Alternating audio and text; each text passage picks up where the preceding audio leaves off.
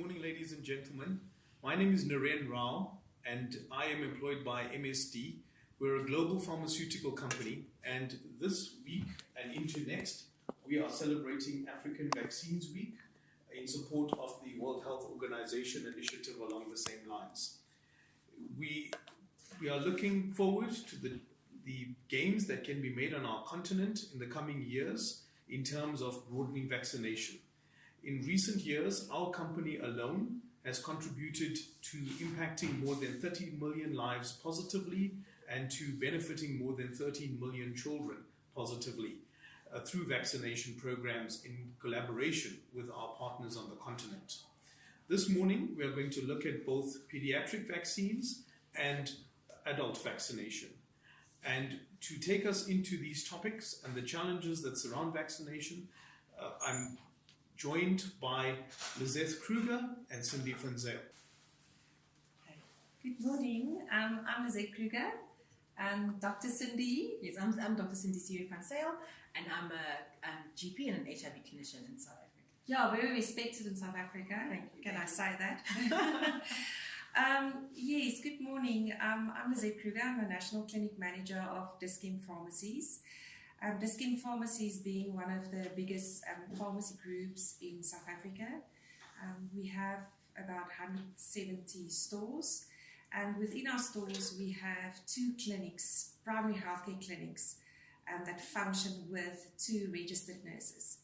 By saying this, we offer the full primary healthcare services, and particularly the preventative side of it is the immunizations, and the baby immunizations is a big service for us. We see about 5,000 to 10,000 babies for vaccinations per month. It's about 21% of our patient consultation, and I do believe that it can grow more by obviously information to the community and telling people how absolutely important it is to vaccinate your baby. Yeah, and just yesterday I was tweeting about the fact that you can get vaccinations at the retail pharmacy, like yes, because most parents don't know absolutely that you can. They thought that you only go to the public sector or you have to go to a pediatrician, but it's actually more affordable to have it done at a retail pharmacy. Yeah, and I think the access to immunizations within the private sector to anybody is very good in a Dis-Chem environment, or the private sector environment. We all know that vaccines is absolutely the best treatment for dreadful diseases. In the earlier time, communities were wiped out due to polio and measles and smallpox.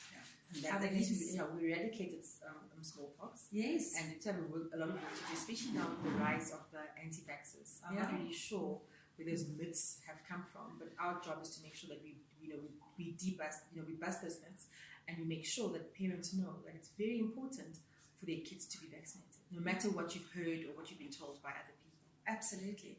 And the main thing, and just going to the anti-vax, and I don't want to focus definitely on that, but the main thing about anti-vax, if you go into their studies, there's no clinical studies. No, there isn't. And the one study that people keep on quoting was actually incorrect. That study was removed, and that doctor was dealt with. Yes. So it's important for us to keep spreading the correct information around the vaccinations. Yeah, absolutely. And just some interesting thing is that in some African areas, before we started with the measles vaccine, they didn't name their babies after before a year. So if they survived the measles, then they'd give the child a name. Yes. Oh, wow. It's ridiculous, but anyhow. So we in a Dis-Chem environment, and we do follow we call it the EPI. It's the standard schedule for immunizations, baby immunizations in South Africa. We do slot in more private vaccines as well, like the mumps, measles, rubella.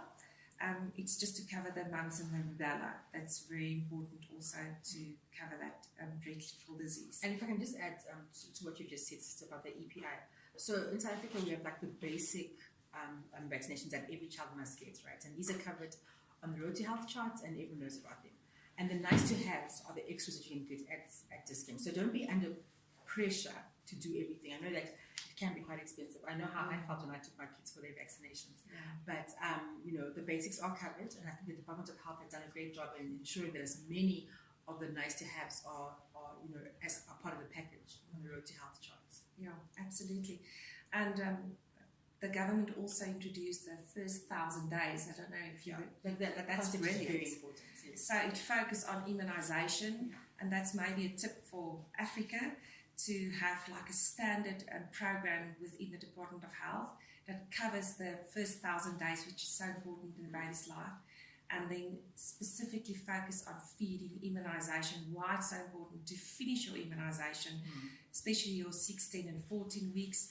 We unfortunately see that they do fall off after the 10 weeks immunisation due to that they have to go back to work. Yeah. So that's a challenge in South Africa. I think, many of us take it for granted that most mums are working and they don't get the liberty of having 4 months of maternity leave. Yeah. Especially in the work that I do with the vaccination cards, what you find is that if a mom's living with HIV, it has to be noted in her book. Yes. So they won't trust anyone else to take their child to a clinic because of that information that's in the book. So, it's important for us to find a way of making the cards more friendly to moms living with HIV so that babies don't miss out on their vaccinations. It's something to think about. If you can design a book that has that information in it that can only be decoded by a health worker and no one else understands what it means, it could go a long way.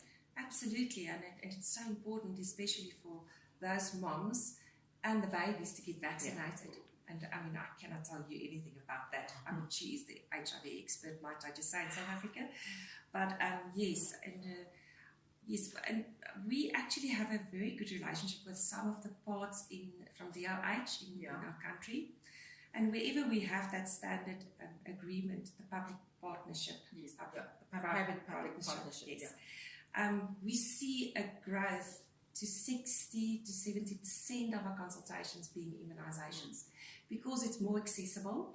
So they have that private facility, they have a registered nurse that's they've got a lot of knowledge regarding immunisation, feeding, milestone development, identifying if there's something wrong with that baby, and then not paying for the immunisation. So we get the stock from the government and they pay a small service fee because we don't get a sponsorship for our nursing practitioners, but it works very well. That's actually the way forward. I do think that we definitely have to look at that. And it's not that the moms don't know. I think the other thing as well is that whenever we have these discussions about the low rate of immunisation after a certain point, it's not that the mothers don't know. They know.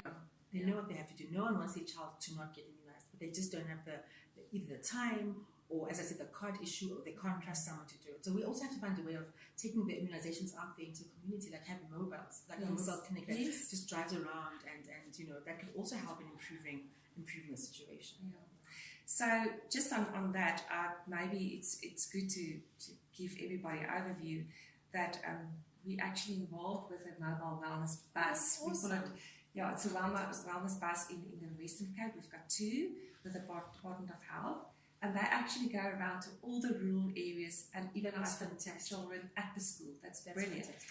And with the immunisation, you can actually add on some of the other services like deworming, adding on vitamin like vitamin A. That's so important. Yeah.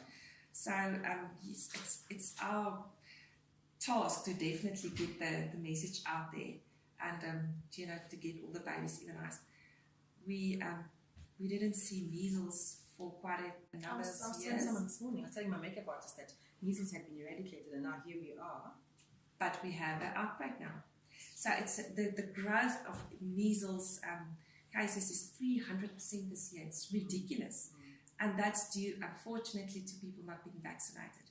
People don't know what it looks like, so they hear measles, they hear tetanus, they hear diphtheria, but they don't know due to the fact that we've got vaccines. But unfortunately, some of the people didn't vaccinate or didn't get a booster, and now we've got an outbreak of measles. And like we say, measles kill small babies, and babies are people with a deficiency in immunity. That's the main thing. So why would you stand the risk if you can just get vaccinated? And I'm really harsh about this. I just say, if you're not going to immunize your kids, then please take them away, live on a little island, you and your kids, and don't bring them close to my kids because we don't want any of them. Absolutely. And the worst part of it is that, some people will say, but I didn't get it, and I didn't get the vaccine. But the thing is, all the other kids, all the other babies have the vaccine, and that's why they didn't get it. So we call it that cocoon immunity. So all the other kids around him didn't get it, got the vaccine. He didn't get it, so that's why he didn't get the vaccine. But now, unfortunately, we do see outbreaks. We saw outbreaks of diphtheria in KwaZulu-Natal. That's more on the coastal side of South Africa. There was an outbreak of rabies as well. I don't know if you know about that. Also in KwaZulu-Natal. And then chickenpox. Unfortunately, chickenpox vaccine was an issue about 2 years ago in South Africa for the babies. And we didn't get any immunizations. And this year, last year, 2018, there was an outbreak in Western Cape and it spread to Pretoria. Now, Western Cape is in the south of South Africa and Pretoria is to the north, and it spread. So there was a lot of high school kids that got chickenpox, and that's one of the diseases that also become and the thing is, the older you are when you get chickenpox, the more dangerous it is because you're more likely to complicate and get, pneumonia and so on. So we don't want older kids to be getting chickenpox. We want you to get chickenpox when you're a child, or preferably not get it at all. And we hear a lot of moms say, no, but my kid is very allergic. I can't have any vaccines, and that's absolute nonsense. Any child can get vaccines. If it's got an immune deficiency, then they must have the vaccines. Absolutely. And the thing that the parents are concerned about is the allergy to egg. Some of the vaccines are, made in egg medium, and that's the allergy that they're worried about.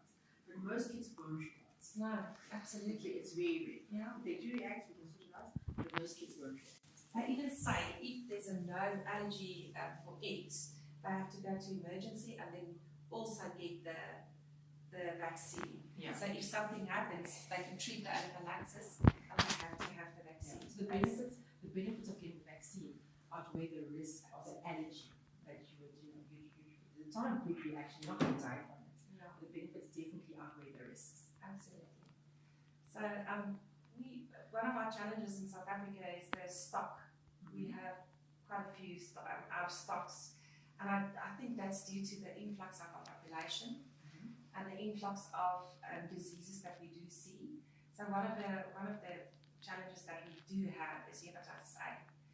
We have a small immunization count for hepatitis A, and we only have a small amount of stock. So is hepatitis A one of the EPI ones or the nice to have? It's extra. Okay. The problem is with hepatitis A, the kids are the carriers. The babies are the carriers of the hepatitis A, and they give it to the parents, and especially the grandparents, or if there's an immune deficiency in the parent. Okay. So that's why we do vaccinate the children as well. Okay. So immune deficiency being a person whose immune system is compromised. Yes. So whether you're HIV positive, or you have a cardiac disease, or you're diabetic. Absolutely. Okay. Absolutely.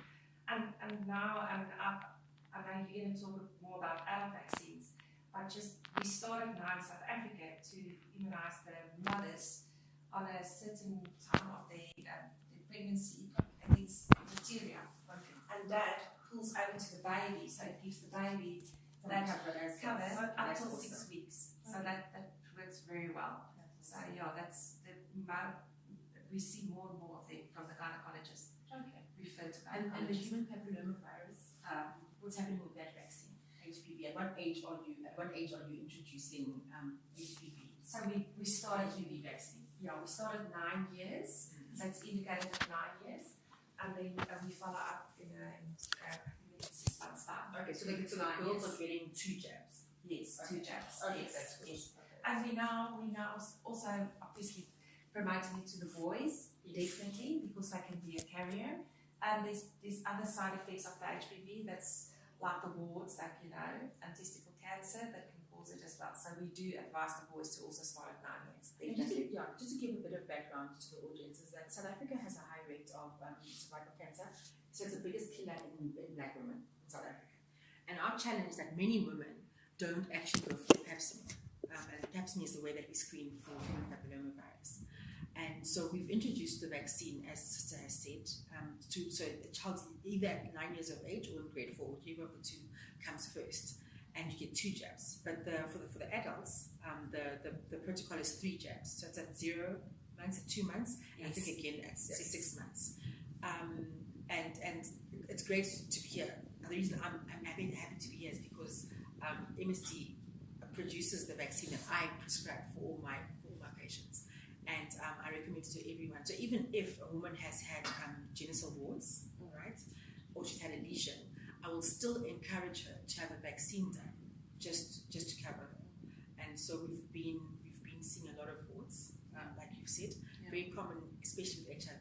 And the combination of HIV and HPV is a deadly one. So women who are HIV positive have a 10 times higher risk of developing cervical cancer if they have HPV, and that's why they have to have a pap smear every single year.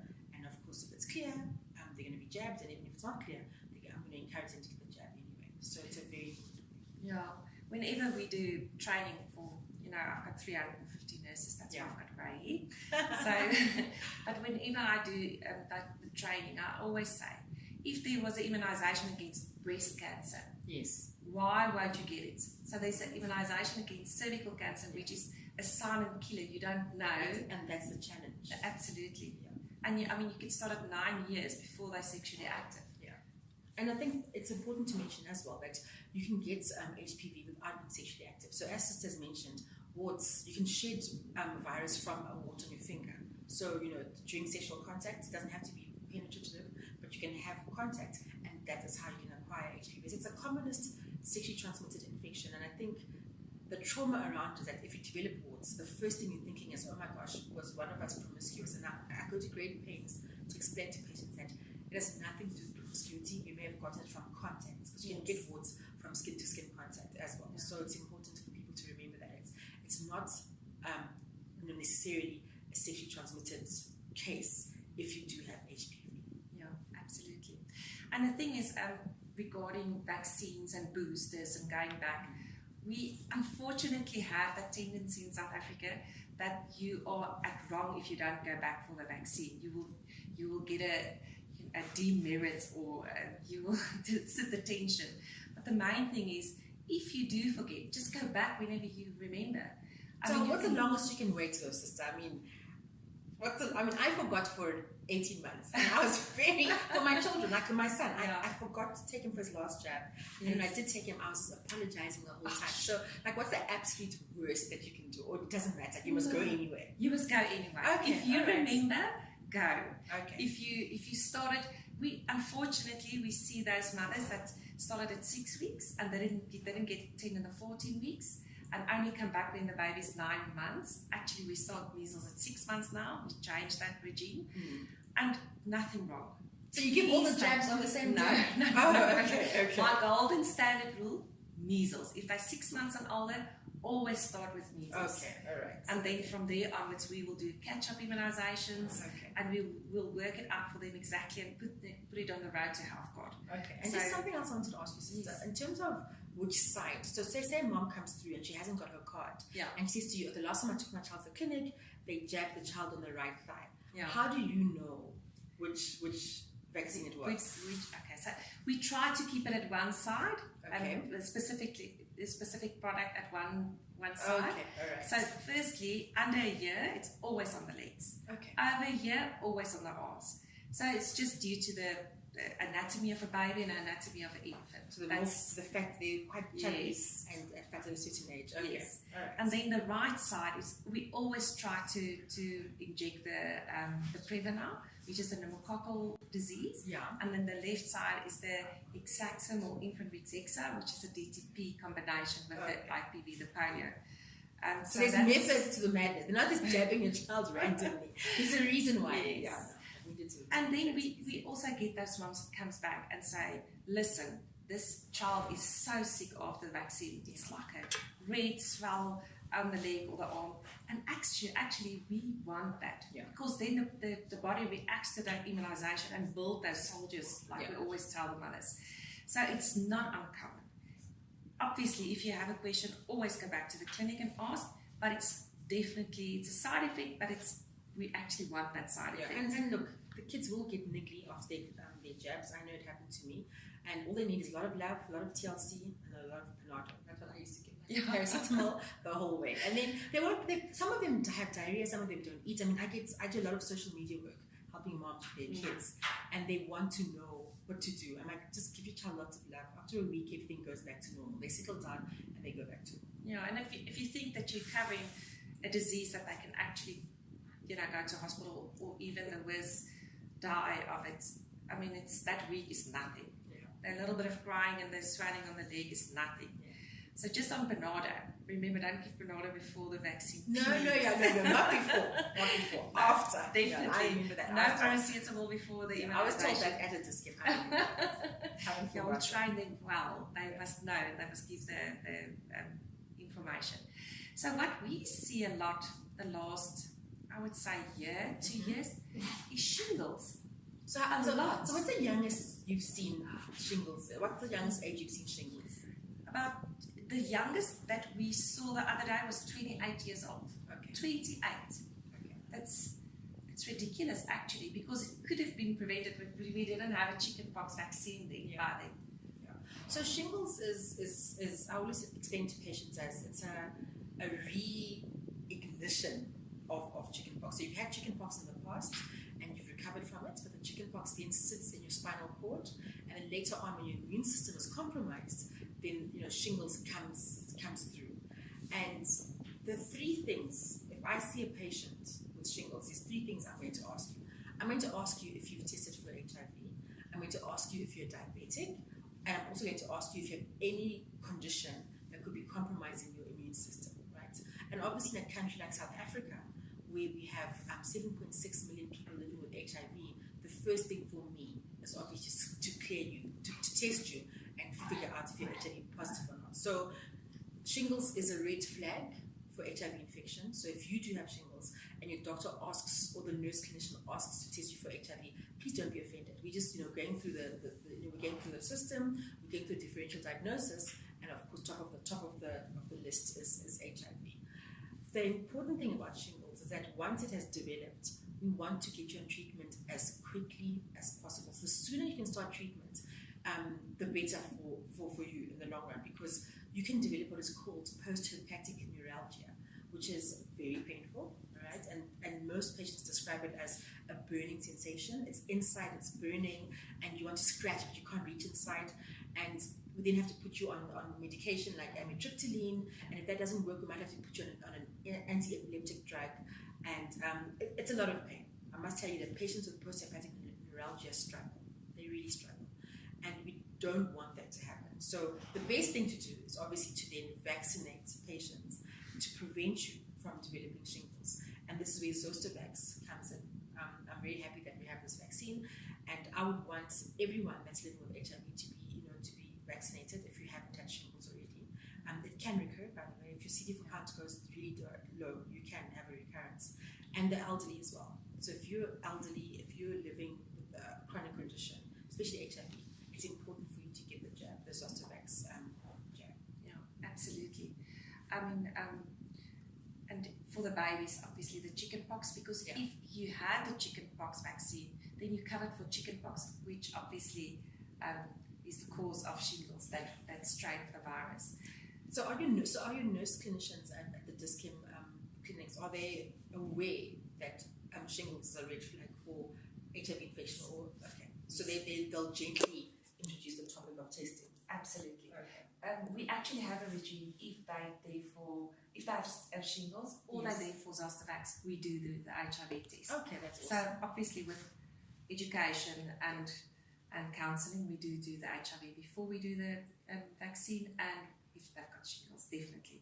Okay, and from a cost point of view, is the Zostavax covered by medical aid? How much would a patient expect to pay? So the Zostavax, if you've got savings, the medical aid will cover. Unfortunately, it's not one of our vaccines that the DOH that's not on the part of the schedule, unfortunately. It's just over 1,000 rand. I'm not working there, I can't remember exactly, but it is a bit expensive. But if you again look at what you have to do if you get shingles with all the medication and the treatment, it's nothing. I think you have 2 jabs. I think you get 2. Yeah, I think so. Yes. Yeah. So it's important. It's important to have it done. And The other thing about shingles that we don't want to see is obviously shingles involving the eyes, right? Herpes or ophthalmicus, that's very dangerous because you can actually go blind from that, and that needs specialist treatment. So if you ever wake up and you have shingles on your eye, don't even bother going to your GP. Go straight to the nearest hospital, and they'll they'll send you to a specialist because we need to get in there as soon as possible and sort it out to make sure that you don't lose your sleep, don't lose your sight. Yeah. And I mean, if you're an adult, some of our adults didn't get chickenpox. Yeah, I have never had chicken. So then you have to have I'm definitely getting because I'm seeing a lot more kids these days. So go to Diskin, yes, and let's give you a chickenpox vaccine for free, right? I wish. I'm just kidding. No.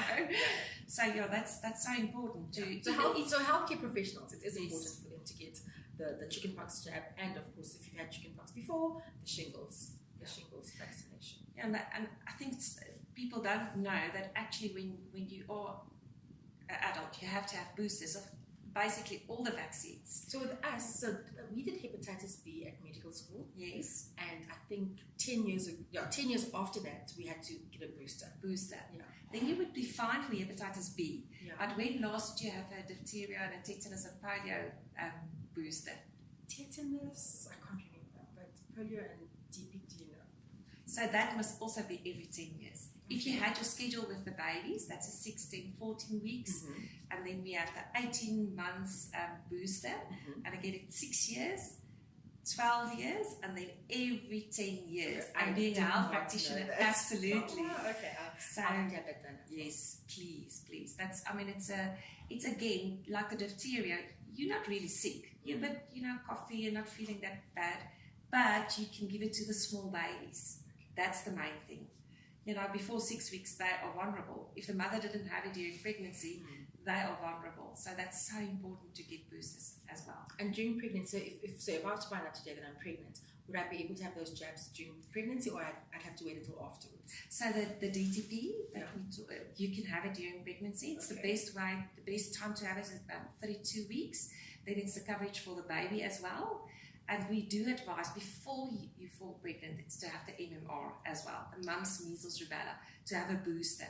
Then your immunity shoots up as well. Because I'm trying for a baby now, so I must go for my MMR. Yes. So there's quite a few jabs I need to go and use. Yes. Okay. So you must stand in line. And so if you're feeling sick, so if I wake up and I'm feeling I'm sniffing and sniffing, can I go for a vaccination or not? Yeah. Because that question I get asked a lot. Yeah, now we get that as well, especially with the flu vaccine now, and we'll talk about that one as well.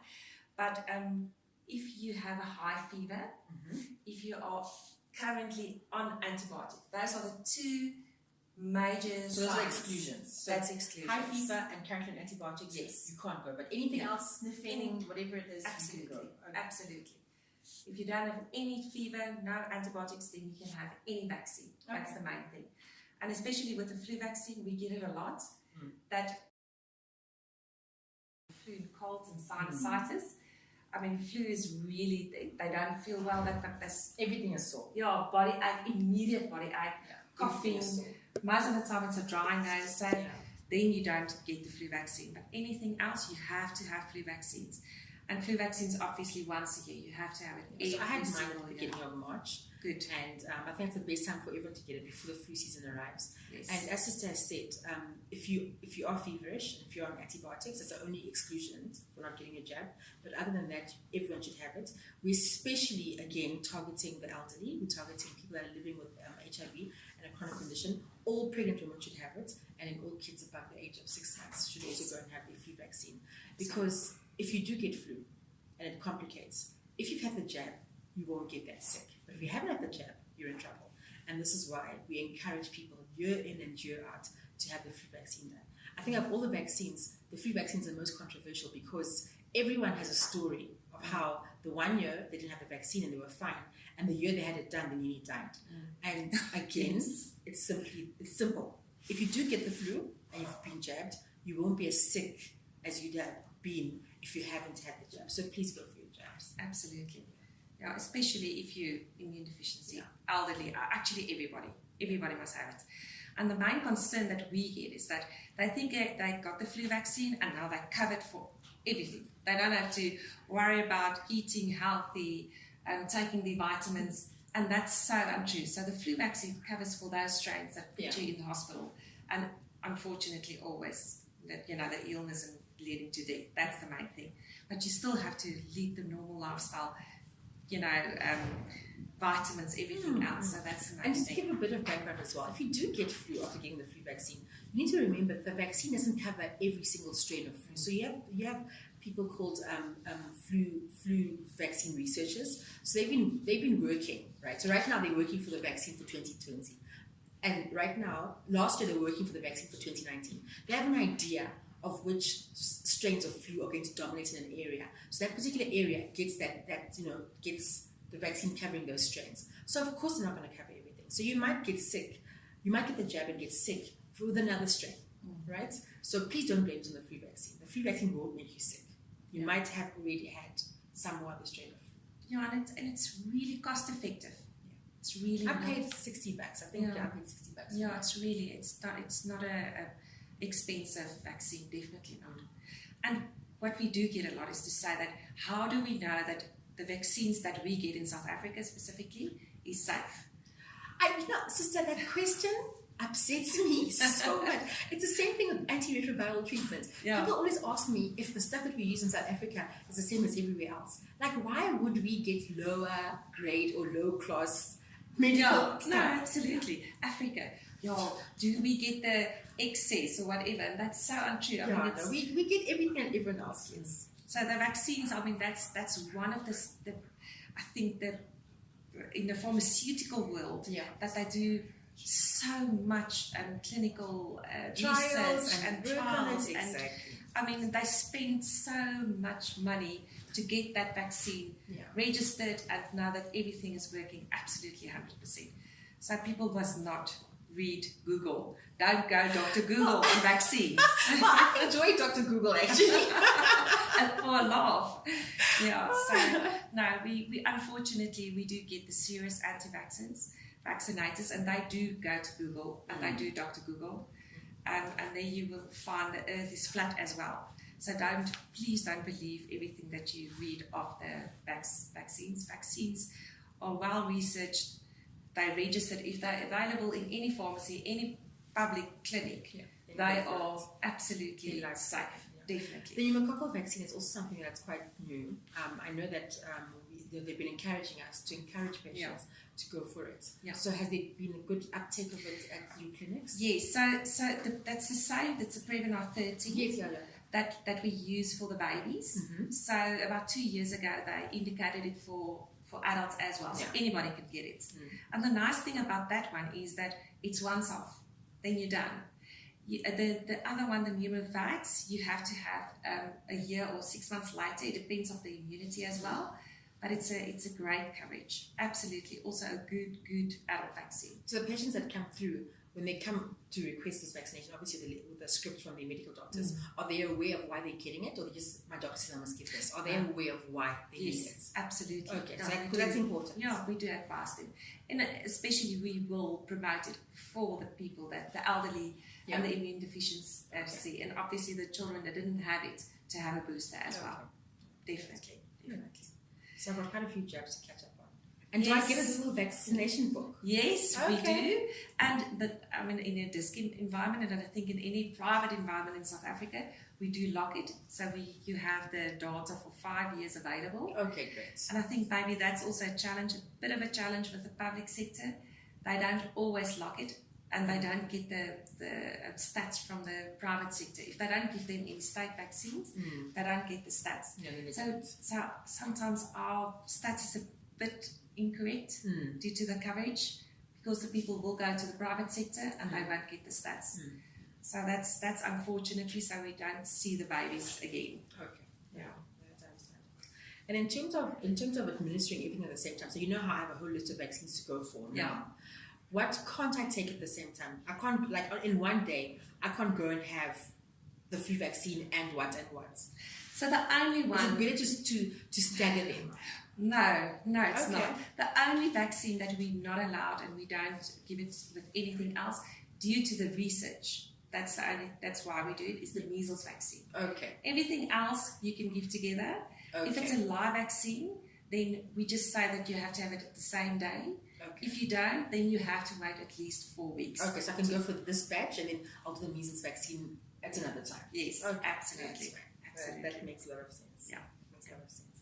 But I'm happy that we're having this discussion, sister, because as I said, South Africa is facing a challenge. Yeah, absolutely.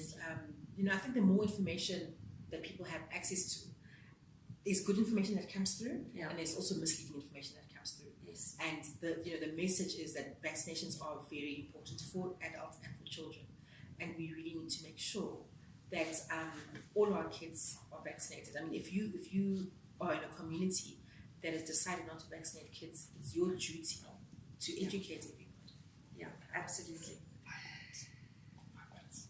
Okay, so it's very nice to talk to you, especially from the HIV side, and I want to focus on that as well. So the policy in South Africa changed about 2 years ago, and you would know more in terms of HIV. So HIV patients, always we were not reluctant, but we looked at CD4 and the viral load and everything before we gave the immunisation. Yeah, and the treatments as well. Yeah.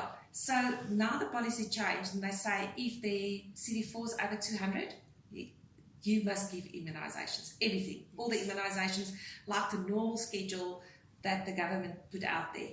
That's true. So it's important because we don't want we know the immune system is compromised, and the policy also changed with regards to treatment. So if you're HIV positive, you start treatment regardless. Yeah. Okay? So everyone starts treatment. We don't wait for your CD4 count to go down. And of course, we want to protect you from certain conditions, and this is why the vaccinations are important. I know that they're pushing the flu vaccine, they're pushing the pneumococcal vaccine, they're pushing the human papilloma vaccine, human papillomavirus vaccine, and they're also concerned about meningitis, because we had quite a few cases of meningitis. I think that's important to cover as well. So we're doing good work. Just I'm hoping that the protocol grows and more vaccines are included for adults. As government stock. I really see in the future that we do more mass campaigns, vaccines. Absolutely, for all the children. It doesn't matter what the status is. Just do the vaccines, especially the measles, and also another polio. We do oral polio only at birth and 6 weeks, but definitely measles. And hopefully cervical cancer as well, the HPV. We started off with the public schools, but all the girls must get it, and all the boys must get it as well. And then I would say mass campaign for adults. Yeah. I think we definitely have to look at that. And that's maybe a tip for Africa, is to not only do mass campaigns for babies, because, obviously we start there because those are the vulnerables, but do campaigns, even if it's an awareness campaign for adults as well. No. Definitely. Okay, so we'll be taking questions. Yeah. Okay. So please send in your questions. The session has started, and we'll be fielding your questions, and we'll be answering them as well. So I must definitely get you back to all the nursing practitioners in Disking. Well, I did a video for them last year. Yes, I know. You did it for us. It was brilliant. It was awesome. I was traveling, and that's the reason why I had to report it. I know. But the feedback has been awesome. I mean, they all have access to me. They message me all the time, and I help them. Oh, that's So brilliant. technology, the same way we're using technology now, technology has really helped me to help nurse clinicians with all the work that they do. And I do see that's the way forward. Yeah. And not just for South Africa, for Africa, is to get all the knowledge of vaccination, preventative care, HIV out there. Okay. So this is a question from Paul Adepoju, and he says, I'd like to know the opinion of the speakers on the impact of failure to reach all eligible children with vaccination on the efficiency of immunization in eradicating diseases as evident in the publicly available immunization coverage data across Africa. Okay, so he wants to know what happens if we can't reach all kids with vaccination. Yeah. So you want to go first? So I can talk. I don't have to type. Hey? No, you can Okay. talk. So the Minister of Health put out a policy at the beginning of the year and the target is a 90% coverage till June, and then after June they obviously 100%. That's what we strive for. And the main thing is what they're looking at is the public-private partnership. It works very well.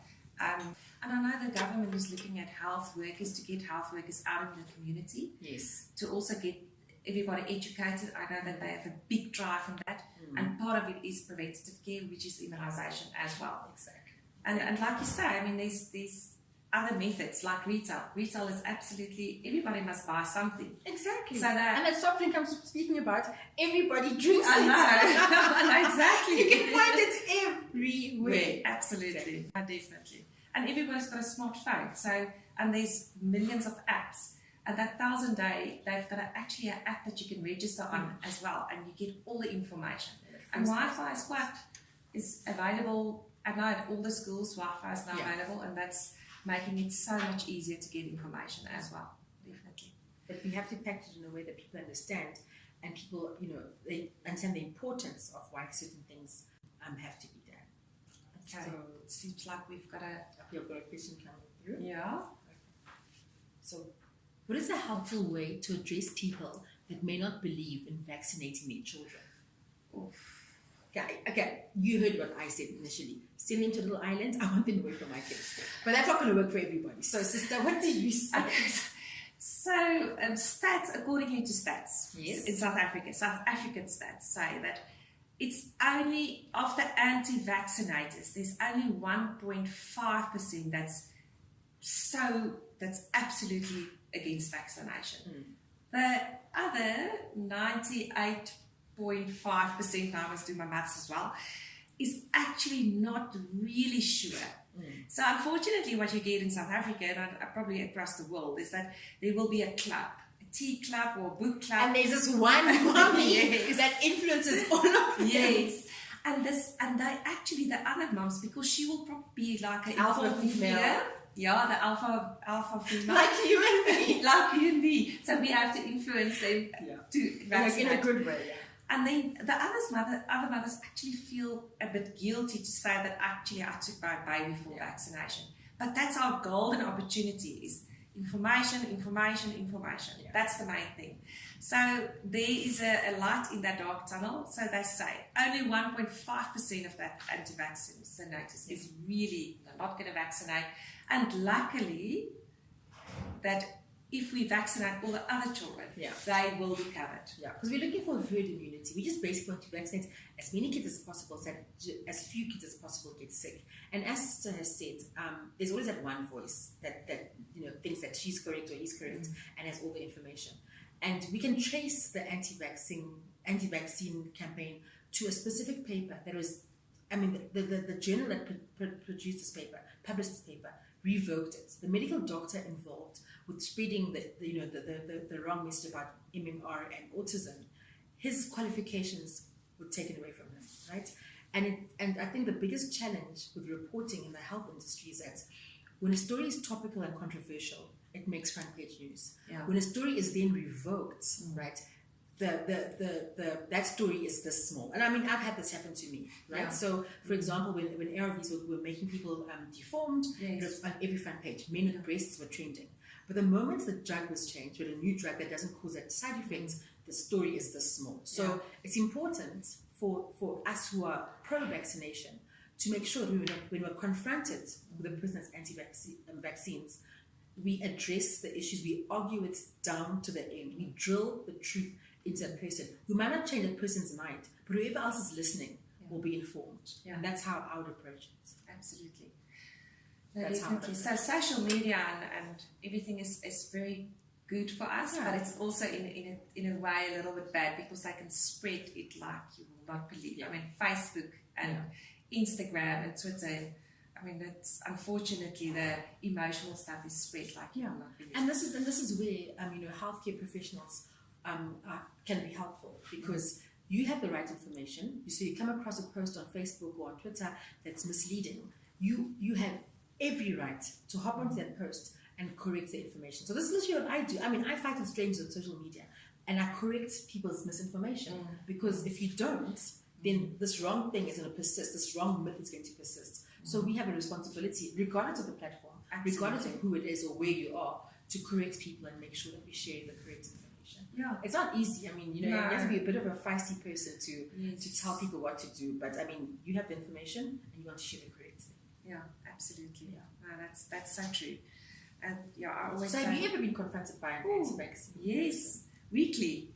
And how do you argue around it? I mean, what do they put forward as the reasons why they're not vaccinating their children? Yes, unfortunately, they take that one instant that a girl, that passed away of a certain vaccine, and they would say it's just after that. But I always give them clinical information. I will give them research on research, facts. Yeah. I don't get into emotional arguments. Yeah. I want to say that, it's almost like abuse if you don't vaccinate children. That's how I see it. That's my opinion. Now I said it out loud, and I will never argue with them on emotional, because they are very emotional people. They are anti-vaccinators. Something happened for them to think that way. So, it's facts on facts on facts. That's what I normally do. And also, I think it's stressful. I think, to take such a bold decision to not vaccinate your kids and speak out about it, you are going to come across a lot of negativity, and people like me who are going to be very upfront about how your kids must be banished to an island. So they're always on guard. Yes. That's what I find about people that are anti-vaccine. They're always ready with answers and ready to fight. And look, we need to make sure that our kids get jabbed. Yeah, it's our responsibility. And we've got a question. Okay. In the last 10 years, which diseases can we consider to be completely eradicated or neutralized? I think everyone knows about smallpox. Smallpox, yes. That's the first one. And polio is not eradicated, but it's I would say neutralized. We didn't see cases in the last 10 years. That's now your inactive polio as well as your active polio. And then measles was neutralized, and they say eradicated in USA. It's not anymore. Yeah. Like we know that in New York, you are banned if you don't have a vaccine against measles. You can show it. And that's it. I think that's smallpox. Yes. Unfortunately, we're on the way there, and those are the two. Yes. Those are the two. Yeah. So we have a long way to go. Yeah. We have a lot of work. Absolutely. Okay, so we can take one more question. Do you have any data on the number of people vaccinated in South Africa? For chickenpox, only one vaccine is needed. So the first one, yes, we do. Unfortunately, I don't think it's 100% correct due to the fact that it's public and private. Private, in our case, yes, we have all the data, and I think you have all your data as well. In the perfect world, we will have one database in South Africa, but we're getting there. And for chickenpox, only one vaccine, no, two. So we say one, and then 6 months later, give the second booster. But the booster can be after 6 months, anytime actually. So we do advise two chickenpox vaccines. Yes, just to say that in our country, the Department of Health, the public sector, and the private sector work in silos. So we don't collect our data, and we don't pull it together for whatever reasons. And I think it's something that when we have a new Minister of Health, it's something that I think we should work on, so that we have a clearer picture of what's happening, in our country.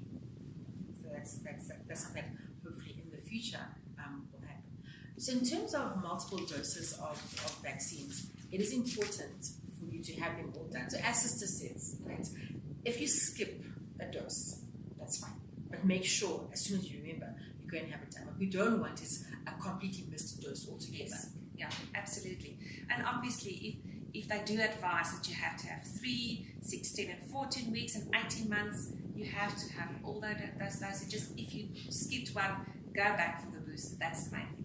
A booster will pick up the immunity again. So adherence is important. Yes. The intervals might not be exactly as it is written down in the protocol, but you must get all 3 or all 2 or however many jabs have been advised for a specific vaccination. Yeah, because that's according to the clinical study that hopefully can eradicate all the deadly diseases. Okay. Thank you so much. Thank you, Doctor. It was really nice chatting to you. Yeah, absolutely.